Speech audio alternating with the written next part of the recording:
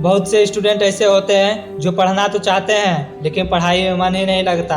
क्या करूं, कैसे पढूं, कुछ समझ में नहीं आ रहा। एग्जाम नजदीक आ गया फिर भी पढ़ने का मन ही नहीं कर रहा। जब आपका मन कहीं और लगा है तो फिर पढ़ने का मन कैसे करेगा। अरे एक बार अपने आप से सवाल पूछना कि आपने अपनी लाइफ में किन किन चीजों को जरूरी बना रखा है। आपने क्या क्या लफड़े पाल रखे हैं। आपका दिन कैसे शुरू होता है और किस तरह से पढ़ाई को टाल टाल कर आप फिर बिस्तर में पहुंच जाते हो। और सुबह होते ही जब आप उठते हो तो बोलते हो कि कितनी जल्दी सुबह हो गई, अच्छे से नींद पूरी नहीं हुई। तुम्हारी नींद तो पूरी हो गई लेकिन पढ़ाई को लेकर जो तुम्हारे रोज के बहाने हैं कभी खत्म नहीं होते। तुम्हारे लिए तो अपनी लाइफ को छोड़कर दूसरों की लाइफ में क्या चल रहा है यह जानना जरूरी रहता है। दोस्तों के साथ गप्पे लड़ाते रहते हो, उसने मैसेज सीन करके रिप्लाई नहीं दिया, आज उसने मैसेज नहीं किया, अभी तो एग्जाम होने में बहुत टाइम है, आज मोबाइल चला लेता हूँ कल से पढ़ूंगा। बस यही करते रहते हो, सारे दिन बहाने बनाते रहते हो और मोबाइल पर उंगली घिसने की आदत सी हो गई है तुम्हारी। तुमने तो अपना मन इन फालतू चीजों में लगा रखा है तो फिर पढ़ने का मन क्यों करेगा।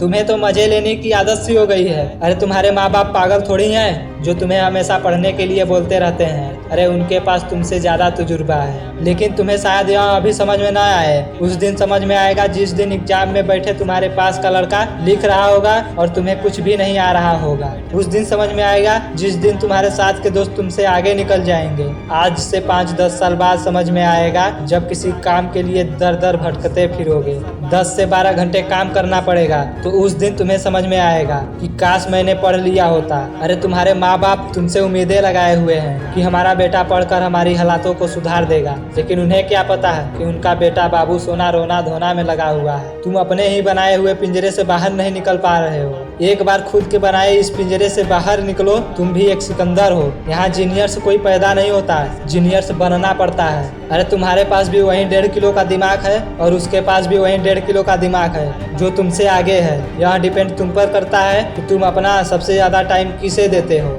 उस सब फालतू चीजों को छोड़कर तुम अपना टाइम सिर्फ और सिर्फ पढ़ाई पर दो, क्योंकि यहाँ अंदर से तुम्हें भी पता है कि इन फालतू चीजों से जिंदगी नहीं बनने वाली। फिर भी तुम वही करते हो जो तुम्हारा मन करता है। तुम्हें अपने मन को कंट्रोल करना होगा, तुम्हें अपने आप को बदलना होगा, तुम्हें अपने अंदर परिवर्तन लाना होगा, क्योंकि तुम्हारे सपने इन फालतू चीजों से पूरे नहीं होने वाले।